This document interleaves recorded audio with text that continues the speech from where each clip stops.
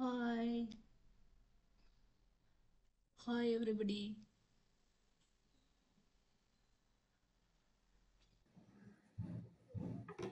பிள்ளைங்க வந்து annual sports மீட்டில் வாங்கின ட்ராஃபி மொத்தம் 4 வாங்கியிருந்தாங்க. ஆனால் அந்த 2 மட்டும் இவங்க வச்சுருக்கேன். நான் வந்து ஃபிசியோதெரபிஸ்ட் கமலாதேவி. நான் வந்து 1998 batch. Pioneer college of physiotherapy ராமநாதபுரத்தில் படித்தேன்.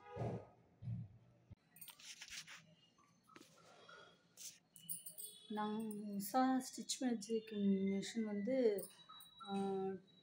2012லேருந்து வச்சுருக்கேன். அதனால் வந்து கொஞ்சம் அது மேலே கொஞ்சம் க்ளீனாக இல்லை, நீட்டாக இல்லை. இப்போ புதுசு தான் வாங்கணும். ஆனால் இருந்தாலும் எப்படி அதை வந்து யூஸ் பண்ணுற மெத்தட் வந்து கொஞ்சம் கொஞ்சம் எனக்கு தெரிஞ்சது, க்ளீனிங் பண்ணுற மெத்தட் எனக்கு தெரிஞ்சதை நான் ஷேர் பண்ணணும்னு ஆசைப்பட்றேன்.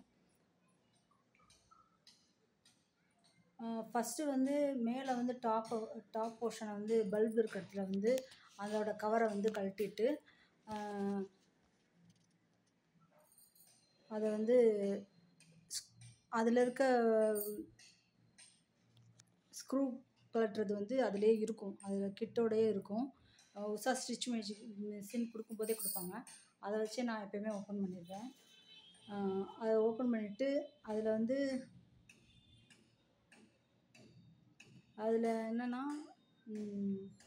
ஓப்பன் பண்ணிட்டு ஃபஸ்ட்டு இந்த நம்ம வந்து பெடலை சுற்றுறது வந்து ஊசியை மேலேயும் கிளையும் சுற்றுறது வந்து இந்த பக்கம் வலது கை பக்கம் திருகுறது இருக்கும். மேலே கிளையும் வாசிக்கிறது ஊசியை அதை மூவ் பண்ணால் மேலே கிளை ஏறி இறங்கும். ஒரு உருளையாக ஒரு ஸ்ட்ரக்சர் அந்த பல்புக்கு பக்கத்தில், அதில் வந்து ஆயில் விடணும். நல்லா அங்கே இருக்க டஸ்ட்டெல்லாம் ப்ரஷ் வச்சு எடுத்து விட்டுறணும். ஒவ்வொரு ட்ரெஸ் தைக்கும்போதும் அதில் வந்து நிறைய நூல் வந்து சிக்கிக்கிறோம். எப்போயுமே ஒரு புதுசாக ஒரு ட்ரெஸ் தைக்கும்போது அந்த இடத்தெல்லாம் க்ளீன் பண்ணிவிட்டு தைச்சோன்னா வந்து ஸ்டிச்சு வந்து ஸ்லோவாக ஸ்மூத்தாக நமக்கு எந்த தடங்களும் இல்லாமல் அது பாட்டுக்கு போகும். எதுவும் வந்து இடையில எதுவும் ஸ்டிச் வந்து ப்ராப்ளமேட்டிக்காக இல்லாமல் லூப் அடிக்காமல் அது பாட்டுக்கு ஃபைனாக போயிட்டே இருக்கும். அதுக்காக ஃபஸ்ட் எடுத்தோன்னே ஒரு புது ட்ரெஸ் தைக்க போகிறோன்னா ஒரு க்ளீனிங் கொடுத்துட்டு தைக்க ஆரம்பிக்கிறது நல்லது. இல்லாட்டி மந்த்லி ஒன்ஸு, இல்லாட்டி அடிக்கடி நீங்கள் எவ்வளோ தடவை தைக்கிறீங்கிறத பொறுத்தது. நான் வந்து புது ட்ரெஸ் தைக்க போகிறேன்னாவே ஒரு க்ளீனிங் கொடுத்துட்டு தைப்பேன். இல்லாட்டி வந்து இந்த கடகடன்னு சவுண்டுக்கு எதுவும் வரக்கூடாதுங்கிறதுக்காக. அந்த கடகடன் சவுண்டு வரும்போது நம்ம அதையும் மீறி வந்து நம்ம க்ளீனிங் உள்பகுதியெல்லாம் க்ளீன் பண்ணாமல் தைச்சோன்னா ஊசி உடஞ்சிரும், இல்லாட்டி தையல் லூப் அடிக்கும், ஏதாவது ட்ரபிள் வரும். அது நம்ம ஸ்டிச்சிங் வந்து நீட்டாக வராது. அப்புறம் நான் வந்து மேலே வந்து ஆயில் ஊற்றுறது செஞ்சு காமிச்சேன். கீழே வந்து வீடியோ எடுக்கும்போது கீழே பெடலுக்கு அடியில் இருக்க பாபிலோன் ஏரியாலாம் க்ளீன் பண்ணும்போது வந்து ஆயில் க்ளீன் பண்ணுறதை மட்டும் காமிச்சேன். ஆயில் ஊற்றுறது நான் மறந்துட்டேன். அது வந்து பாபிலோனை சுற்றி இருக்க ஸ்ட்ரக்சர் கீழே மேலேயும் மூவ் ஆகிறத வந்து அதுலேருந்து ஆயில் ஊற்றணும். பாபிலோனை சுற்றி ஒரு சுற்றுப்பகுதியில் இருக்கிறத வந்து கீழேயும் மேலேயும் ஆடும். பாபிலோன் கடியில் இருக்கிறது கீழே மேலேயும் மூவ் ஆகும். அதுதான் வந்து நூலை வந்து கீழே மேலேயும் கொண்டு போகிறது, ஊசிக்குள்ளே மாட்டி விடுறது. அதில் வந்து கொஞ்சம் வந்து ஆயில் போடணும். அது என்னென்னு நீங்கள் வேணால் யூடியூப்பில் வேறு வீடியோ வேணால் இருக்குது, செக் பண்ணிக்கோங்க. நான் அந்த இது காட்ட மறந்துட்டேன். மற்றபடி எல்லாமே காமிச்சிருக்கேன். அதே மாதிரி நான் பெடல் வந்து இது பண்ணுற பல் இருக்கிற மாதிரி ஏரியா, அந்த நம்ம கிளாத் வைக்கிற ஏரியா, அதில் தான் கிளாத் வந்து அப்படியே ஸ்டெப்பாக மூவ் ஆகும். பெடல் கடியில் இருக்க ஏரியா அதில் வந்து நிறைய வந்து நூல் வந்து மாட்டியிருக்கும். அதை வந்து மேல் பகுதியில் கூடியும் நம்ம ப்ரஷ் போடணும், கீழே அடியில் கூடி பாபிலோனுக்குள்ளே கீழே கூடியும் ப்ரஷ் போட்டு ரெண்டுக்கு நடுவில் இருக்க மேலே கீழேயும் இருக்க நூல் எடுத்தோம்னா நிறைய டஸ்ட்டு வரும். நான் வந்து இப்போ ரீசெண்டாக தான் க்ளீன் பண்ணியிருந்தேன். அதனால் எனக்கு வந்து நான் இப்போ செஞ்சு காட்டின வீடியோவில் வந்து எதுவும் டஸ்ட் எதுவும் வரல. ரீசெண்டாக தான் ஒரு ட்ரெஸ் தைக்கிறதுக்காக க்ளீன் பண்ணியிருந்தேன். அதனால் நீட்டாக தான் இருந்துச்சு.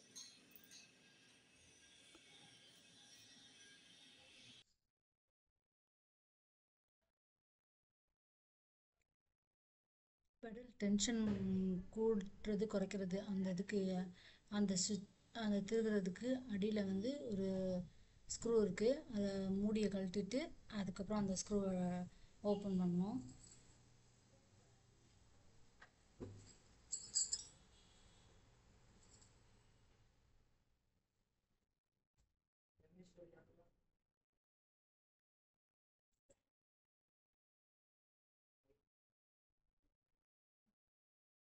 இது வந்து ரெகுலராக அப்பப்போ க்ளீன் பண்ணிட்டோம்னா நமக்கு வந்து தையல் மிஷின் வந்து வேலைக்கு போகாது. கொஞ்சம் நல்லா இது பண்ணலாம். இந்த ஸ்டார்டிங்கில் கொஞ்ச நாள் எனக்கு தெரியவே தெரியாது. அதுக்கப்புறம் யூடியூப் பார்த்து கற்றுக்கிட்டு தான் நான் ஒரு 1 இயர் 2 இயர் கழிச்சு தான் யூடியூப் பார்த்து க்ளீன் பண்ண கற்றுக்கிட்டேன்.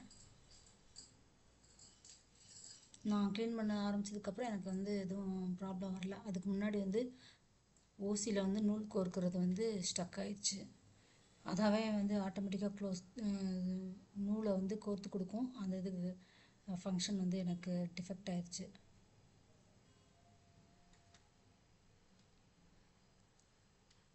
பெடலை மேலேயும் கீழேயும் தூக்குறதுக்கு வந்து இங்கே சர்க்கிளாக வந்து சுற்றி விடுவோம். அதை சுற்றணும் மேலே கீழே இறங்குறதுல அதில் வந்து நல்லா நூல் சிக்கி இருக்கும். அதெல்லாம் டஸ்ட் எடுத்து விட்டுட்டு அந்த இடத்துல வந்து எண்ணெய் ஊற்றணும், ஆயில்.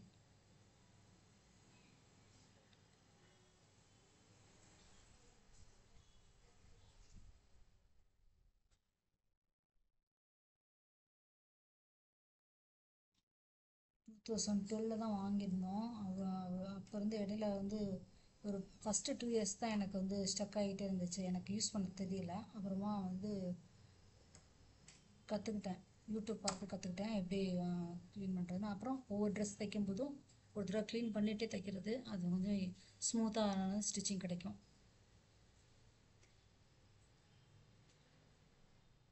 மேலே வந்து நான் வந்து இப்போ ரீசெண்டாக இது பண்ணதுனால க்ளீன் பண்ணதுனால எனக்கு சரியாக டஸ்ட்டெல்லாம் இல்லை. இப்போ வந்து மேலே முடிஞ்சிருச்சு. இப்போ கீழே வந்து ஊசியை கழட்டி எடுத்துட்டு தனியாக எடுத்துட்டு பெடலையும் கழட்டி எடுத்துட்டு அதுக்கப்புறம் வந்து பெடலுக்கு கீழே இருக்க பிளேட்டை வந்து ஸ்டீல் பிளேட்டை எடுக்கணும், கழட்டணும். அவங்களே அந்த சாவி மாதிரி ஒரு கிட்டு கொடுத்துருப்பாங்க, அதை வச்சே ஓப்பன் பண்ணிடலாம் ஈஸியாக.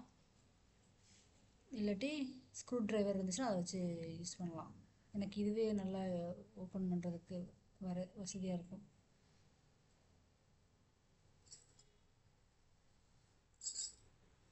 இதில் வந்து அங்கே இருக்க ஒரு 2 ஹோலில் வந்து எல்லாத்தையும் கலட்டிட்டு நான் க்ளீன் பண்ணுறது மட்டும் எடுத்தேன். அந்த ஹோல்குள்ளே அங்கங்கே இருக்க சின்ன சின்ன ஹோல்குள்ளே வந்து எண்ணெய் ஊற்றுறது வந்து காட்ட மறந்துட்டேன். அது ஆயில் ஊற்றுறது மட்டும் எங்கெங்கே ஊற்றணும்னு நம்ம நோட் பண்ணி அந்த ஏதாவது இன்ஸ்ட்ரக்ஷன் மேனுவல் இருந்துச்சுன்னா அதை பார்த்து ஆயில் மட்டும் அங்கங்கே ஊற்றிடணும். இதெல்லாம் கழட்டிட்டு அந்த அது பல் பகுதின்னு சொல்லுவாங்க. அந்த பெடலுக்கு கீழே இருக்கிறது பல் மாதிரி இருக்கும். அந்த இடம் வந்து கிளாத்து வைக்கிற இடம். கிளாத்தை வந்து முன்ன பின்ன மூவ் பண்ணுறதுக்கு அதுதான் யூஸ் ஆகும். அந்த இதில் வந்து நிறைய நூல் சிக்கிக்கிட்டு இருக்கும். இதில் இருக்கிறது ஆயில் இருந்தாலும் அதாவது நூல் ஏதாவது சிக்கிட்டு இருந்தாலும் அதையும் தொடச்சிடணும். பிளேட்டில் அடியில் இந்த இடத்துல நிறைய இது இருக்கும் டஸ்ட்டு, அதை வந்து அதை எடுத்து விட்டுறணும் நல்லா. நான் இப்போ தான் ரீசெண்டாக க்ளீன் பண்ணதுனால எனக்கு எதுவும் டஸ்ட்டு சரியாக இல்லை. இல்லாட்டி நிறையா வந்து நூல் அடைச்சிட்ருக்கும். அந்த நூலெல்லாம் எடுத்துட்டோன்னா க்ளீன் ஆயிரும்.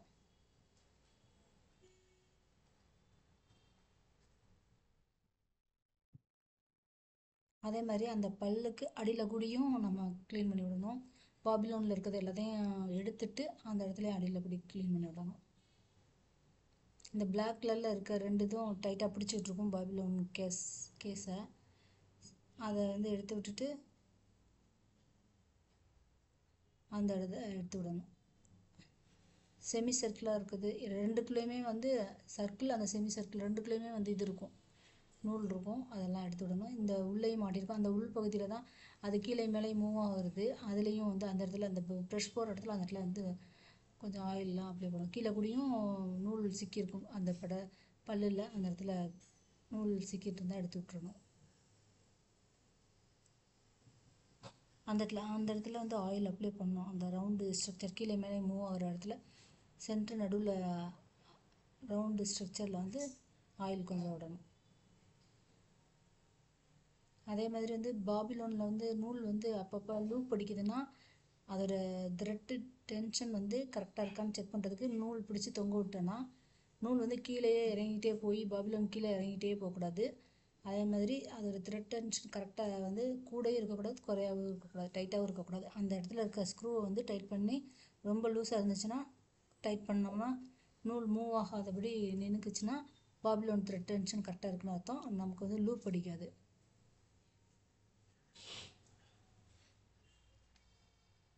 இதுதான் செமி சர்க்கிள். இதுக்குள்ளேயும் உள்ளே இருக்க நூல்லாம் சிக்கியிருக்கும், அதை எடுத்து விடணும். அந்த சர்க்கிள் ரவுண்டு இது ஸ்ட்ரக்சர்லேயும் நூலை எடுத்து விடணும். இல்லை உள்ளே மாட்டிகிட்டு இருக்கும், அதை நூலெல்லாம் எடுத்து விடணும். இதுலேயும் அங்கங்கே டஸ்ட் இருக்கும், நிறையா டஸ்ட் இருக்கும், நூல்லேருந்து பிரிஞ்சு வந்து டஸ்ட்டெல்லாம் ஒட்டியிருக்கும், அதெல்லாம் எடுத்து விடணும்.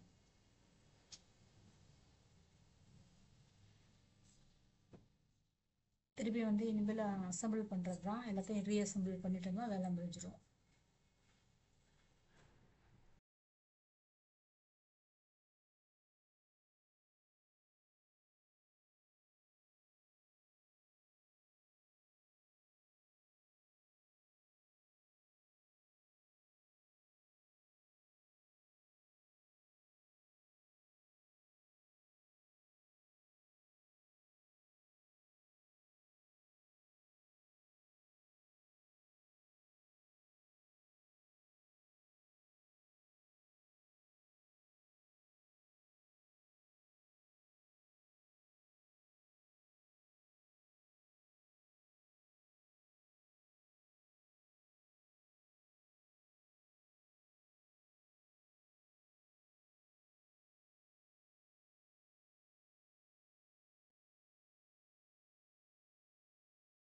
நான் வந்து ஃபிசியோதெரபிஸ்ட்டுங்கிறத அப்பப்போ ஒரு சில வீடியோவில் சொல்லிகிட்டே இருக்கேன்.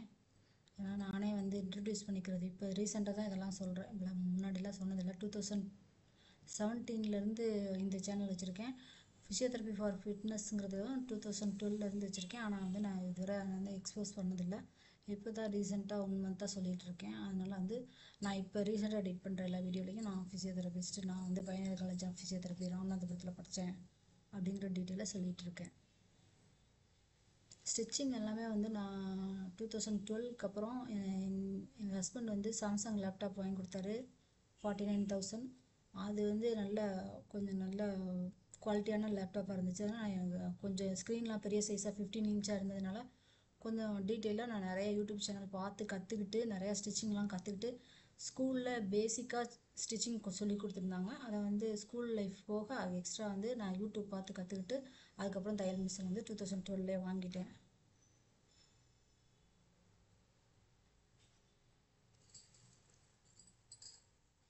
ஸ்டிச்சிங்னால் எனக்கு வந்து ரொம்ப இன்ட்ரெஸ்ட்டு. நான் வந்து கைத்தையல், எம்ப்ராய்டரி எல்லாமே வந்து சின்ன வயசுலேயே 6th ஸ்டாண்டர்ட்லேருந்தே நான் போட்டிருக்கேன்.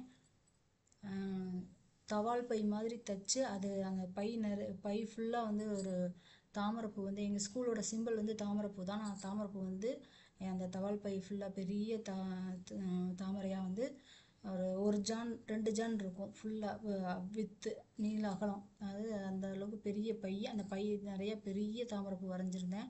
ஃபுல்லாக நெருக்கமாக வந்து சங்கிலி தையல் கொடுத்து செயின் ஸ்டிச்சிங் அந்த மெத்தட் கொடுத்து எம்ப்ராய்டரி கொடுத்துருந்தேன். அது வந்து என்னோடய 6th ஸ்டாண்டர்டு லைஃப்பில் நடந்தது. அது வந்து எங்கள் ஸ்கூல் சிம்பிள். அதனால் உள்ளத்தனையது உயர்வு அப்படின்னு போட்டு தாமரைப்பூ வரைஞ்சிருந்துருக்கும் எங்கள் ஸ்கூலோட சிம்பிள். அதோட ஞாபகார்த்தமாக அதை ஃபஸ்ட்டு எம்ப்ராய்டரி பண்ணியிருந்தேன்.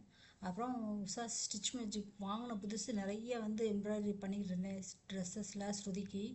ஆனால் வந்து எனக்கு வந்து நூல் டஸ்டெல்லாம் க்ளீன் பண்ண தெரியாததுனால அங்கங்கே லூப் அடிச்சிச்சு, திடீர்னு ஊசி உடஞ்சிச்சு. அப்போ வந்து எனக்கு எப்படி மேனேஜ் பண்ணுறதுன்னு தெரியலை. அப்போ நான் கற்றுக்கல. அப்போ வந்து கஷ்டமாக இருந்துச்சு. எம்ப்ராய்டரி போடுறத ரொம்ப ஸ்டாப் பண்ணிட்டேன்.